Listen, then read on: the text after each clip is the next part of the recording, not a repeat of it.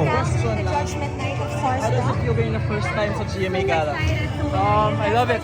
It's an honor to be here. It's my first time here in the GMA Gala. It's my first time also meeting a lot of people who I really look up to. So it's an amazing experience, and hopefully next year we'll be invited again. Aside from your housemates, sino pa yung gusto mong ma-meet tonight? Oh my po. Sino pong gusto mo meet? Kanina, na-meet ko si Miss Marian Rivera. And I love when you grabe, have a story. idol ko yun. Nice.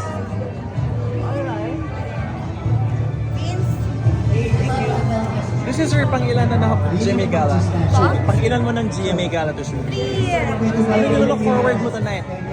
Just to rekindle some relationships with my fellow Kapuso, and of course, the Showtime family, nandito sila. So sana makita ko sila lahat. How does it feel tayo first time mo sa GMA Gala? Wow, grabe yung setup nyo. I'm so excited to see what's inside. I'm happy to be here talaga. Grabe. Who chose that color for you? My stylist, Perry Tabora, and John Losa, my designer. Grabe. We were thinking na we wanted something different for this event, so we chose brown. Ganda. Sinong gusto mo bang ma-meet tonight or makabonding sa gala? For sure, I wanna meet si Kuya Dennis Trillo. Bakit? Grabe, sobrang idol ko po talaga siya umacting. So, I've been looking up. Ano yung inspiration ng outfit natin tonight? Amihan. Yes, amihan ng atake ko ngayon.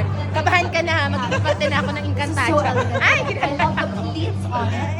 Grabe ka. Yes, kami yung mga brilyante ng hangin, tubig, at asin.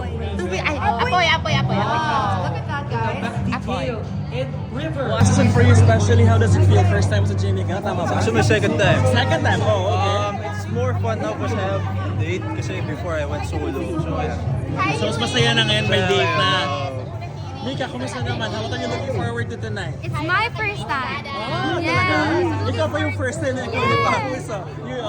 So, anong nilook forward mo tonight? Siyempre, mga conversations with other people.